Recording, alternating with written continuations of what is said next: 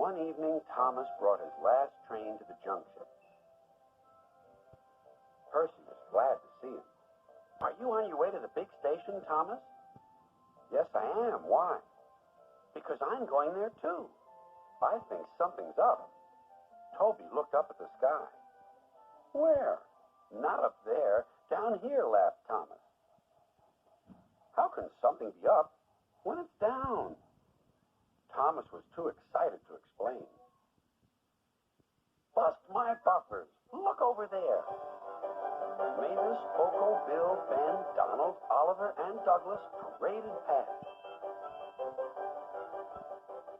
Good evening, you three, whistled Donald. Aren't we all a fine sight? Very splendid indeed, admired Toby. Sorry we can't stop. Sir Topham Hatt wants us all together at the station.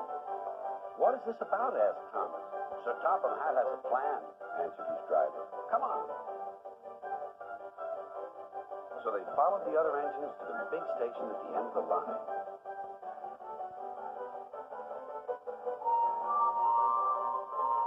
Silence, called Sir Topham Hatt. I have an important letter to read from a little girl who is 5 years old. Dear Thomas and all the engines, please, can I meet you? My friends say they would like to meet you, too. You could come to my house for tea, but my mommy says there aren't any railway tracks to my house. Can you come to the station instead? Thank you very much. It seems, continued Sir Topham Hatt, that there are many girls and boys who would like to meet you. Therefore, we are all going to the big city far away. Hooray! Hooray! The engines whistled. Silence! Other engines will be working here while you're away, so please show them what to do. As Annie and Clarabelle were going to the big city, too, Thomas and Oliver practiced with some other coaches.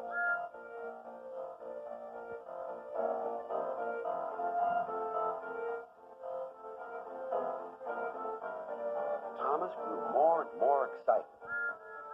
Too excited for his own good. I'm glad I'm a splendid engine, he puffed. Sir Topham Hatt thinks I'm really useful. I had a race with Bertie once. I whooshed through the tunnel and stopped an inch from the buffer. Then Thomas made his mistake. Just like this, he boasted.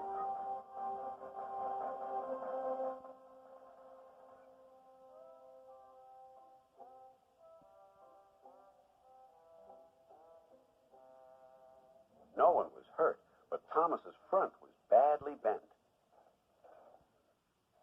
They telephoned to Sir Topham Hatt. I'll send up the workmen, he said. But if they can't mend Thomas in time, we'll have to go to the big city without him. Poor Thomas. 8 o'clock next morning, the engines waited at the junction. Toby and Percy were each on a truck, and Duck had pushed them into place behind Edward. Gordon, James, and Henry were waiting to lead off. They whistled impatiently. Sir Topham Hatt looked at his watch. I'll wait 1 more minute for Thomas, then we have to go.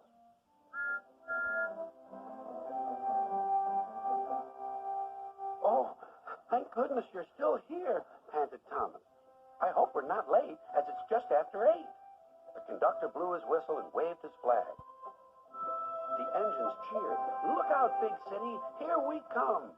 And the cavalcade puffed away.